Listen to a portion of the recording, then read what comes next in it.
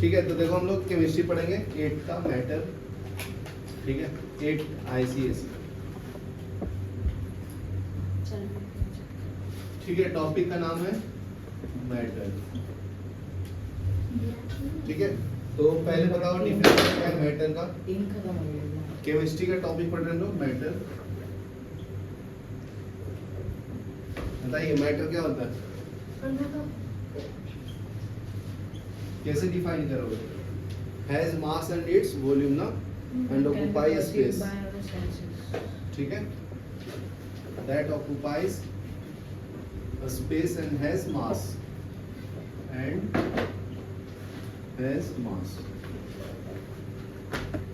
ठीक है, it can be living things and non living both। ठीक है, लिविंग भी हो सकता है, नॉन लिविंग भी हो सकता है। हाँ, आप लोग करवाए, फिर भी एक बार पढ़ लेते हैं। तो देखो नेक्स्ट है कंपोजिशन ऑफ मैटर। हाँ, तो नेक्स्ट टॉपिक है कंपोजिशन ऑफ मैटर। ठीक है, तो मैटर किससे किससे बनता है, एटम, मॉलिक्यूल्स और आयन से। तो matter is composed of small particles.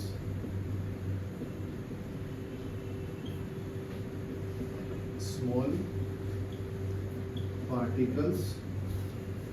ठीक है, तो स्मॉल पार्टिकल्स में क्या क्या हो सकता है, मॉलिक्यूल्स हो सकता है, एटम्स हो सकते हैं और आयंस हो सकते हैं। ठीक है, तो मॉलिक्यूल्स क्या होता है, जब दो एटम्स आपस में कंबाइन होते हैं, जैसे हाइड्रोजन के साथ मिक्स होकर हाइड्रोजन गैस देता है, और सिंगल हाइड्रोजन है तो उसको एटम बोलेंगे, और अगर हाइड्रोजन पे प्लस साइन है तो हाइड्रोजन आयन है, तो H प्लस को आयंस बोलते हैं, और सिंगल को क्या बोलेंगे, एटम। तो दो आपस में जुड़ जाएंगे उसको क्या बोलते हैं, मॉलिक्यूल। ये समझा। ठीक है, तो इसका अगर मैं डिफिनेशन लिखूं सबका, एटम्स का, तो ये क्या आएगा, smallest particle of an element. Atom is the smallest particle of an element। ठीक है,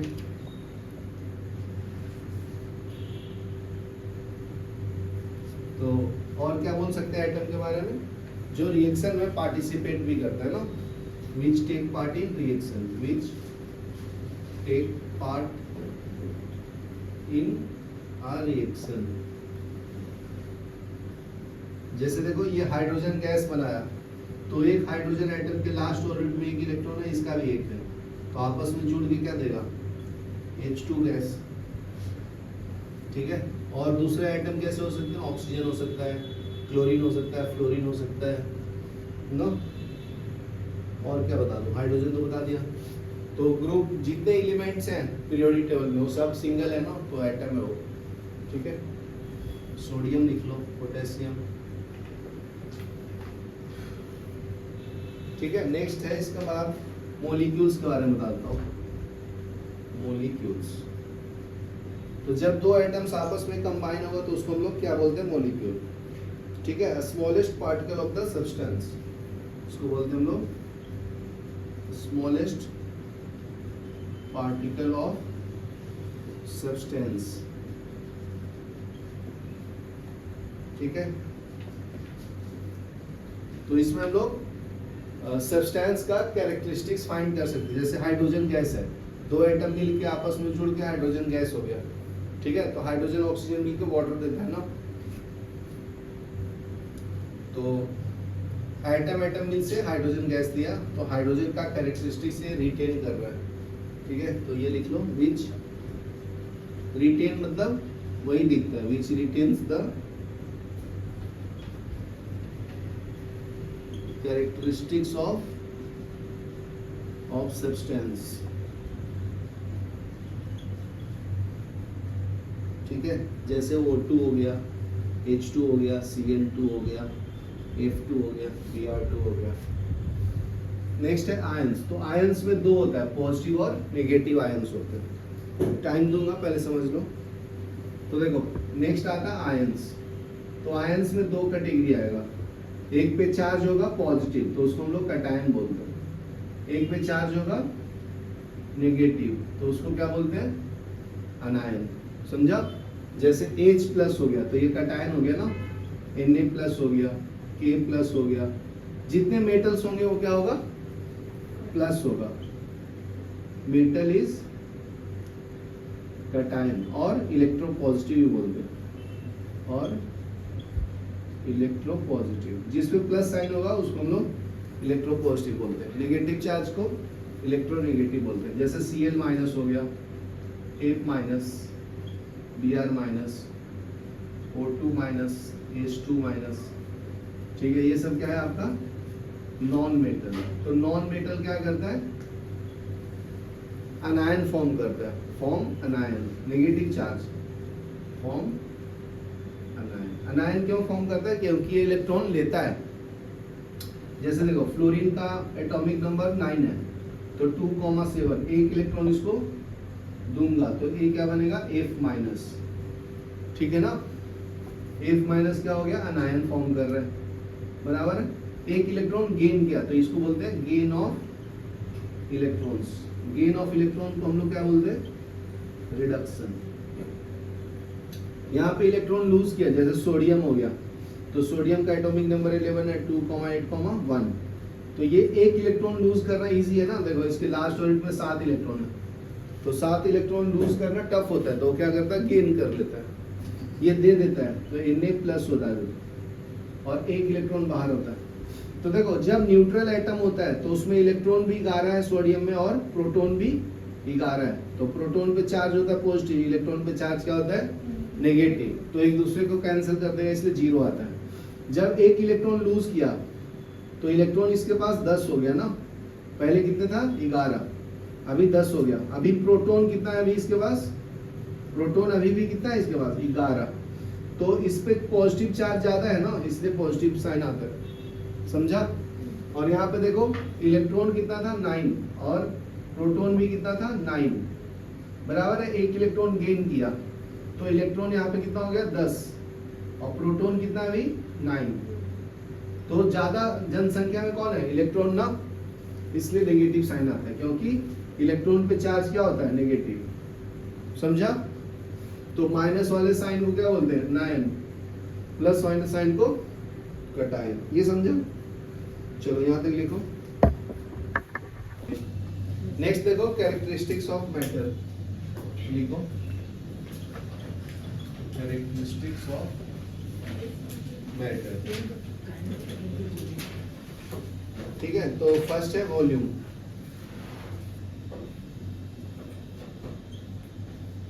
तो अगर कोई मैटर है तो उसका वॉल्यूम ऑक्युपाई करेगा ना वो, लेंथ विड्थ हाइट। ठीक है, तो ये लिख दो, matter occupies space which is called its volume। ठीक है, कितना वॉल्यूम ऑक्युपाई करेगा। अगर कोई मान लीजिए क्यूब है तो क्यूब में क्या होता है, लेंथ विड्थ एंड हाइट होता है। तो कितना स्पेस ऑक्युपाई करेगा, ये लेंथ हो गया, ये उसका विड्थ हो गया और ये हाइट। ठीक है, तो तीनों को मल्टीप्लाई करते हैं तो क्या देता है, वॉल्यूम देता है ना।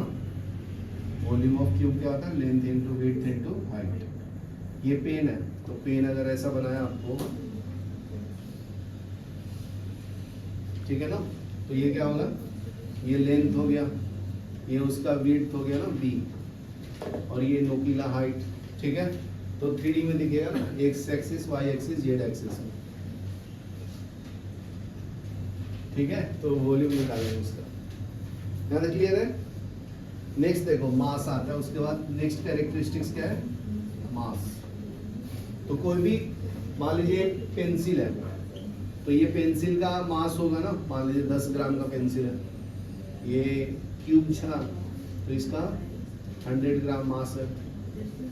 तो हर एक ऑब्जेक्ट का अलग अलग मास हो सकता है, तो उसको एम से रिप्रेजेंट करते हैं। तो मास का रिप्रेजेंट करता है quantity of matter present in it. ये लिख लो, quantity of matter present in it is called matter, या मास बोल देते हैं, इज कॉल्ड मास। आ रही है समझा?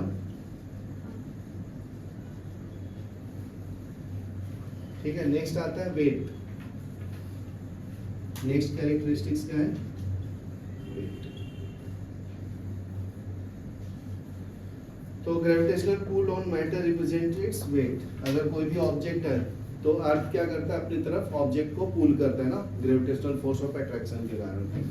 ठीक है, ये आपका अर्थ है, इसके ऊपर कोई ऑब्जेक्ट है तो ये अपनी तरफ अट्रैक्ट करता है ना, ये अर्थ है, ये उसका रेडियस है सेंटर से p डिस्टेंस तक। ठीक है, तो ये लिख लो, उसको बोलते हैं हम लोग ग्रेविटेशनल फोर्स ऑफ अट्रैक्शन या gravitational pull on matter represent its weight. ठीक है, तो वेट को हम लोग W से रिप्रेजेंट करते हैं, ये mass into acceleration due to gravity होता है। तो ये फॉर्मूला है W = m/g। ठीक है, नेक्स्ट पढ़ेंगे हम लोग स्टेट्स ऑफ मैटर। कितने स्टेट्स ऑफ मैटर होते हैं? 3 पढ़ना है अपने को, 4 होता है प्लाज्मा।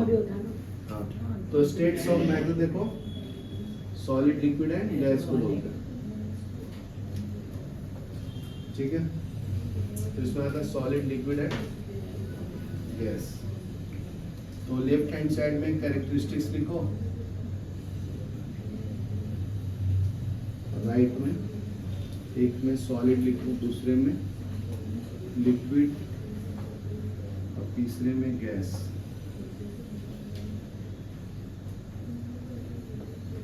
ठीक है, तो फर्स्ट कैरेक्टरिस्टिक्स लेते हैं मास। तो सॉलिड का मास क्या होता है? फिक्स होता है, तो मास होता है इसके पास में। एम से रिप्रेजेंट करूंगा तो क्या है? मास। सो हम समझा। दूसरा कैरेक्टरिस्टिक्स क्या है? वॉल्यूम। तो सॉलिड का वॉल्यूम क्या होता है? फिक्स होता है ना, तो उसको डेफिनाइट वॉल्यूम बोलेंगे, डेफिनाइट वॉल्यूम। लिक्विड का क्या होता है? जिस कंटेनर में वॉल्यूम डालूंगा, वॉल्यूम डेफिनेट होता है, शेप अलग अलग होता है, ये डेफिनाइट वॉल्यूम। और गैस का सर दोनों ही नहीं होता। ठीक है, no definite shape, nor definite, no definite volume and no definite volume. हाँ, दिख रहा हूँ, समझा? फिर उसके बाद क्या आता है? शेप। थर्ड कैरेक्टरिस्टिक्स क्या है? मैटर का शेप।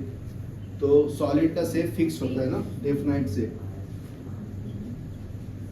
डेफिनाइट शेप, क्योंकि उसके पार्टिकल्स क्या होते हैं? टाइटली बॉन्डेड होते हैं, तो इसलिए उसका शेप फिक्स होता है। ठीक है, पेन का फिक्स है, वॉल्यूम भी फिक्स है, चेयर का भी, क्योंकि उसके पार्टिकल्स क्या है? Tightly bonded. लिक्विड का क्या होता है? जिस कंटेनर में डालूंगा उसका शेप ले लेगा, तो नो डेफिनाइट शेप। गैस का भी सेम होगा, नो डेफिनाइट शेप।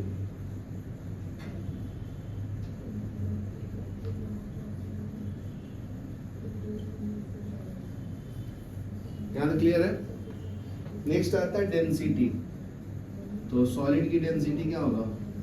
फिक्स होगा ना, और क्या बोल सकते हैं? हाई डेंसिटी बोल सकते हैं, क्योंकि जो पार्टिकल है वो टाइटली बॉन्डेड होता है या क्लोजली पैक्ड होता है एक दूसरे से, या बहुत नजदीक होता है, उनके बीच में डिस्टेंस बहुत कम होता है। इसमें लिक्विड में क्या होता है? थोड़ा पार्टिकल दूर हो जाते हैं, उनके बीच में, एटम के बीच में डिस्टेंस थोड़ा होता है, तो इसको लिख सकते हैं लेस डेंसिटी। ये एन है, तुम लोग मतलब निकालना, डेंसिटी का स्पेलिंग आता है तुम लोग को। इसमें बहुत लीस्ट डेंसिटी होता है, क्यों? क्योंकि गैस में क्या होता है? एटम्स जो होते हैं बहुत दूर होते हैं ना, इनके बीच का डिस्टेंस बहुत ज्यादा होता है, तो ये लीस्ट डेंस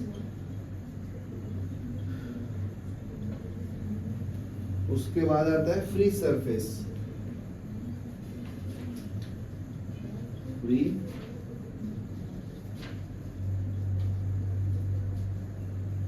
फ्री सरफेस बोले तो इनफाइनाइट फ्री सरफेस होता है, ठीक है। सॉलिड पार्टिकल है, इसमें इनफाइनाइट फ्री सरफेस होगा।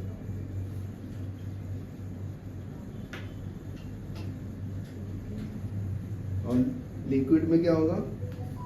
One free space, free surface. ऊपर वाला जो लेयर है उसको बोलेंगे। गैस में पता ही नहीं चलेगा क्योंकि वो मूव करता रहता है ना रैंडम डायरेक्शन में, तो नो फ्री सरफेस लिखो।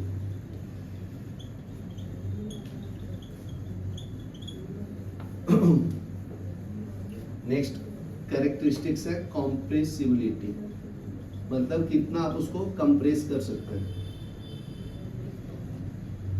ठीक है। तो सॉलिड में क्या होता है? टाइटली बॉन्डेड होता है ऑलरेडी, तो उसको कंप्रेस नहीं कर सकते, तो लेस कंप्रेसिबल है सॉलिड। तो इसको क्या लिखेंगे? कैन नॉट बी कंप्रेस्ड, ठीक है। Slightly compressible. एक मिनट, सर सॉरी बोला, सॉरी। ओके। इसको लिक्विड को less compress, sir, slightly solid भी कंप्रेस, compress हो सकता है। हाँ बहुत ज्यादा एनर्जी लगेगा ना लेकिन कंप्रेस करने में, ठीक है। लिक्विड में कंप्रेस कर सकते हैं क्योंकि उसके पार्टिकल के बीच में थोड़ा डिस्टेंस होता है ना, इसलिए। और गैस को कंप्रेस कर सकते हैं क्योंकि वो बहुत दूर दूर होते हैं, तो हाईली कंप्रेसिबल, हाईली कंप्रेसिबल। चलो यहाँ तक लिखो, फिर आगे बताते हैं। पॉज करो, ठीक है। नेक्स्ट टॉपिक है अपना kinetic theory of matter. Kinetic theory of matter, ठीक है। तो फर्स्ट है मेन पोस्टुलेट्स, इसका पढ़ेंगे। Postulates of kinetic theory of matter, ठीक है। तो फर्स्ट है composition of matter. Composition of matter. तो फर्स्ट है particle in any state are composed of a small particle called molecules, atoms और आयंस। तो मैटर किससे बना होता है? पार्टिकल से ना, तो लिख लो पार्टिकल्स इन एनी स्टेट। एनी स्टेट बोले तो solid, liquid and gas, solid, liquid and gas.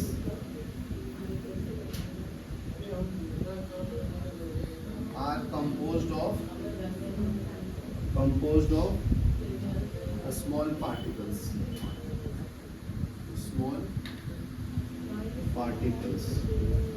ठीक है। उसका नाम क्या डाल सकते हैं? नेमली मॉलिक्यूल्स बोल सकते हैं, एटम्स बोल सकते हैं, या आयंस बोल सकते हैं। ये पढ़ा है ना आपको, ठीक है। मॉलिक्यूल्स, एटम्स और आयंस से बना होता है मैटर। दूसरा क्या है?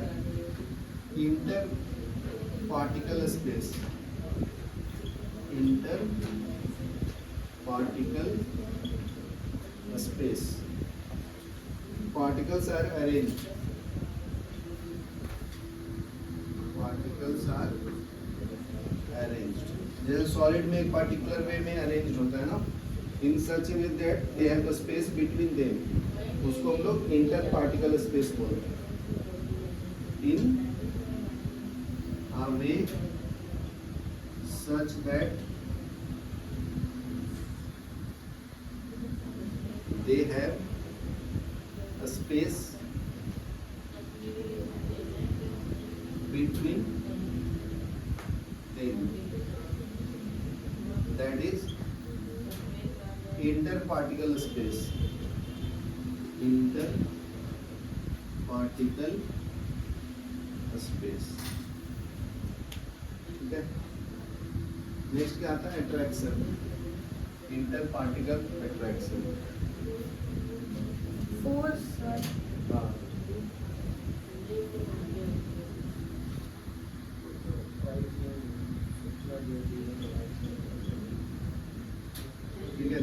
सॉलिड में क्या होता है, टाइटली बॉन्डेड होता है ना.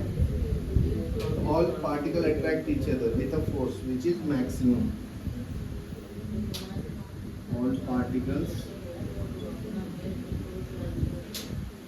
attract each other with a force which is maximum और minimum. maximum कब होगा, जब closely packed होगा. if particles are close to each other. ठीक है. और दूसरा क्या होगा, मिनिमम जब far away from each other होगा. आ रहा है, ध्यान से सुनो. मैक्सिमम कब होगा, जब पार्टिकल्स क्लोजली पैक्ड होगा. तो यहाँ पे फोर्स का वैल्यू क्या होगा, मैक्सिमम. और अगर पार्टिकल्स दूर दूर होंगे तो क्या होगा, मिनिमम होगा force of attraction. If particles are at a distance from each other.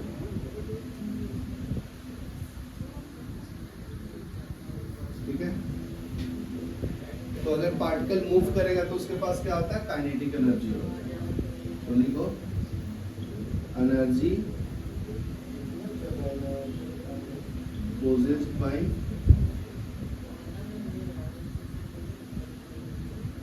particles of matter. ठीक है. particles are in continuous motion. ठीक है. पार्टिकल्स मूव करते रहते हैं ना, जो कोई भी मूव करेगा उसके पास क्या होता है, काइनेटिक एनर्जी होता है. और जो स्थिर रहेगा उसके पास पोटेंशियल एनर्जी होता है. Hence possesses energy called kinetic energy.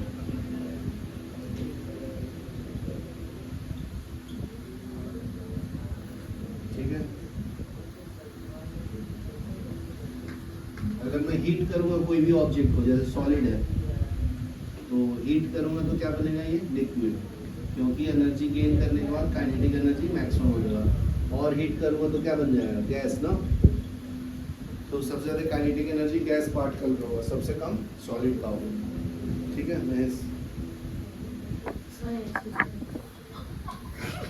शांत बैठो. नेक्स्ट देखो, काइनेटिक थ्योरी ऑफ मैटर.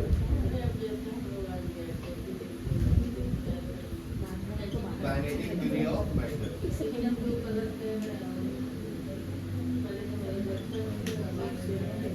तो फर्स्ट है सॉलिड के बारे में देखेंगे. ध्यान दो. सॉलिड में क्या होता है, टाइटली बॉन्डेड होते हैं particles. They have no intermolecular space between them.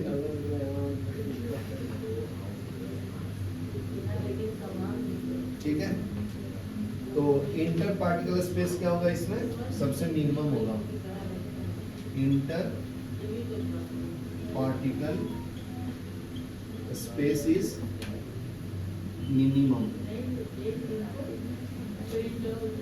ठीक है. और इंटर पार्टिकल अट्रैक्शन क्या होगा, मैक्सिमम होगा. क्योंकि देखो स्पेस है ही नहीं इनके बीच में, तो ये मिनिमम होगा ना. यहाँ से देखो, बंद कर दो. हाँ, नेग्लिजिबल भी बोल सकते. इंटर पार्टिकल अट्रैक्शन के बारे में बताना, तो मैक्सिमम होगा, तभी तो ये टाइटली बॉन्ड है. Inter particle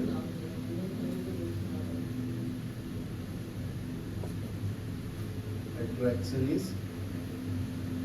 maximum.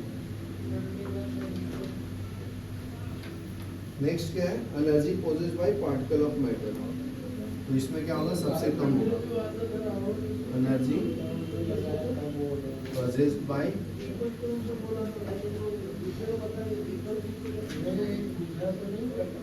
Particles of matter.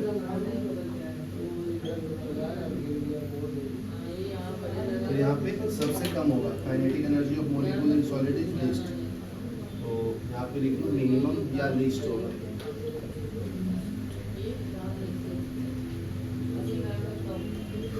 Kinetic energy of molecules of solid is minimum या लीस्ट। ठीक है, उसके बाद पढ़ेंगे हम लोग लिक्विड के बारे में।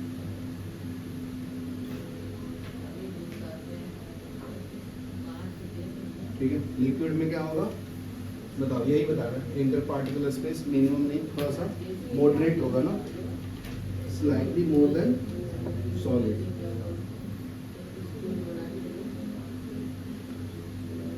Inter particle space is slightly more than solid.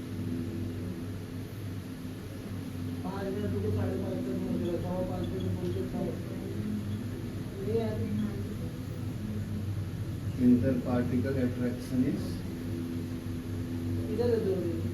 Less compressible.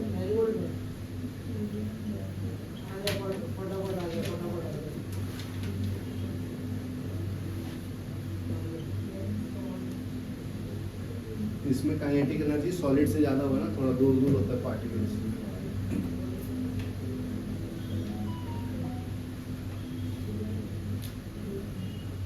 Energy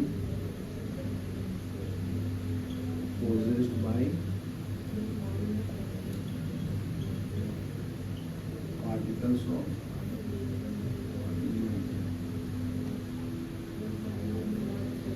is large,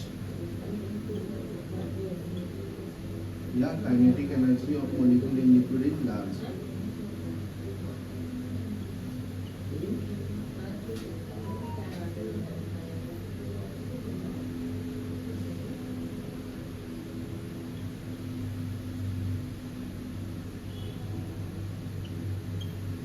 ठीक है, यहाँ तक लिख लो, फिर गैस के बारे में बता दो।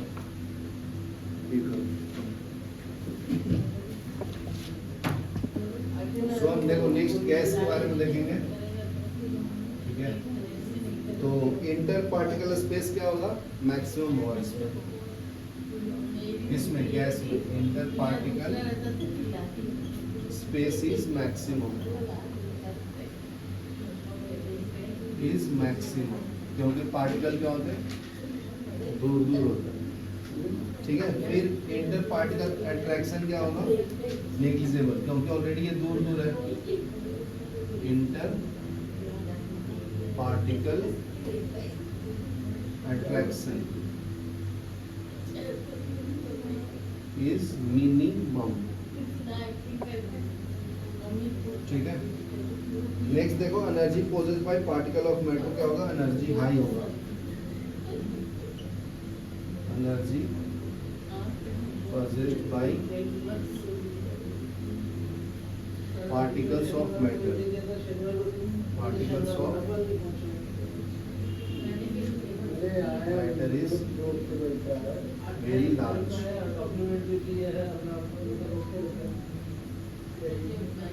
ठीक है ना, क्योंकि एनर्जी ज्यादा होगा, क्योंकि दूर दूर भाग रहा है ना, ऑलरेडी फ्रीडम है ना उसके पास, डिग्री ऑफ फ्रीडम है मूव करने के लिए, एक्स वाई जेड एक्सिस में मूव कर रहे हैं।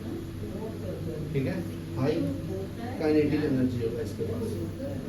ठीक है, तो अभी हम लोग पढ़ेंगे